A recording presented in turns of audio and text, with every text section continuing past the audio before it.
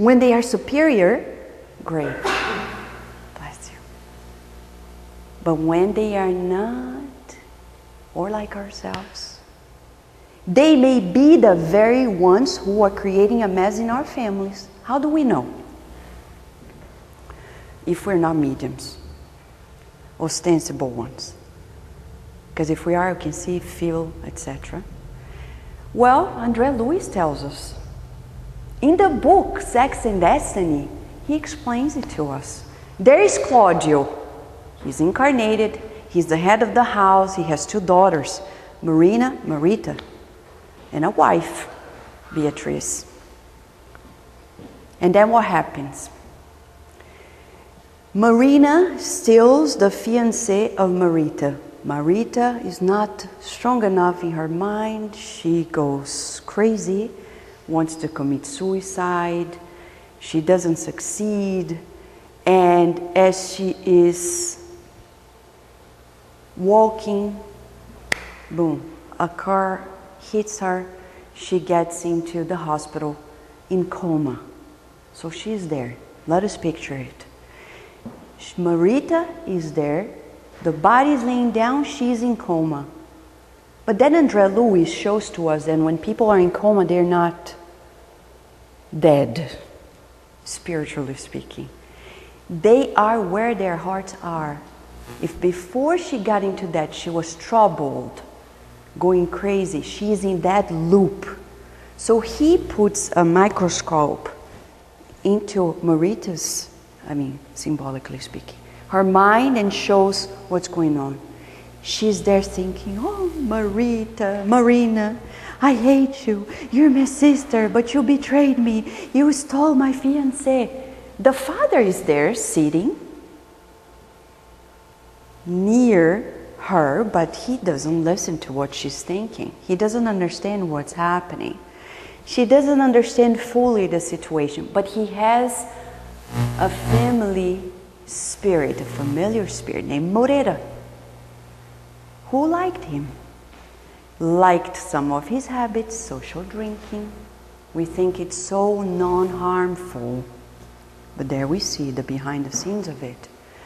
And likes other things, and he likes Marita too. And when he is there also tormented by the tragedy that is unfolding before his eyes, he hears the thoughts of Marita. And he's like, oh, really? To himself?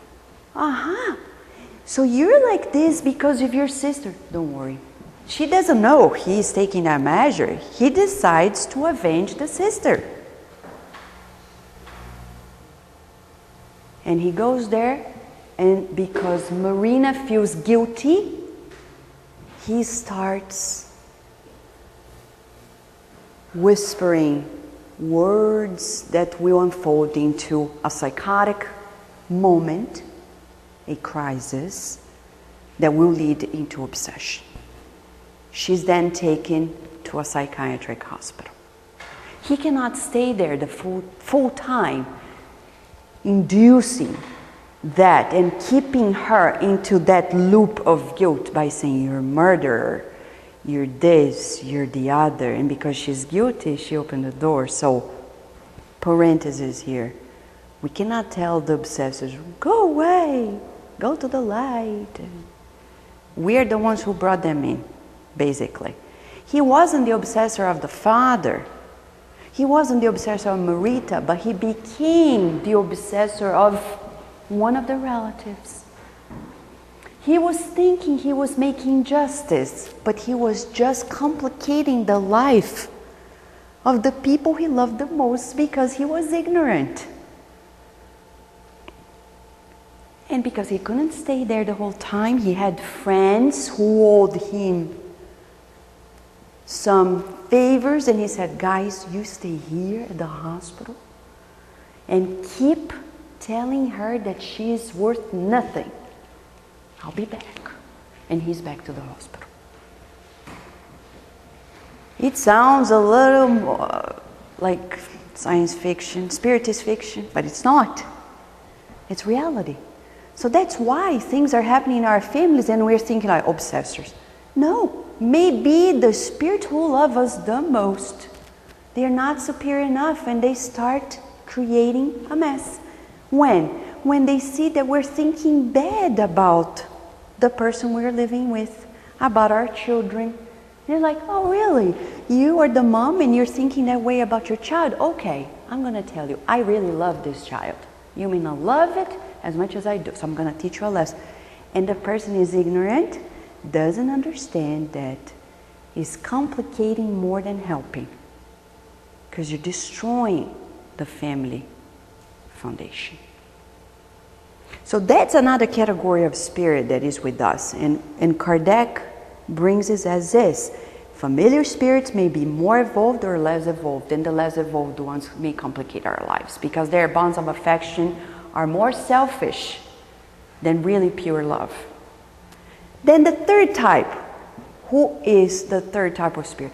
The spirits who are with us because they like what we like. Not necessarily they love us, they care for us, but we like coming to the Spiritist Center. They do too. Great, because then they're going to say, oh, you want to sleep more today? No, we want to go there. Great, that's great. But they also like the other things that are not very evolved in our lives. And that's why people say, I'm going to drink 1 beer. No, just go to the bar, 1 beer, and then 10 beers.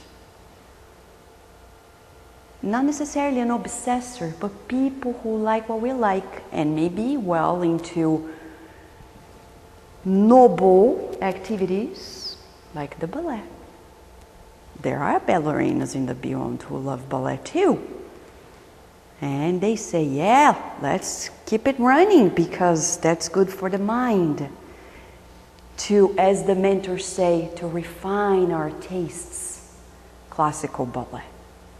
Not everything else we know. And then they are there like giving us strength. But when they like things that are not very evolved, it may be difficult for us to shift. And this is also in regards to the greatest public issue in the United States. Obesity. It came to a level of epidemic. And we better take action, join forces, because the government just launched a campaign, The Weight of the Nation. They are sending free kits of the DVDs that are not available yet, but for organizations you can go online for free, they send to you.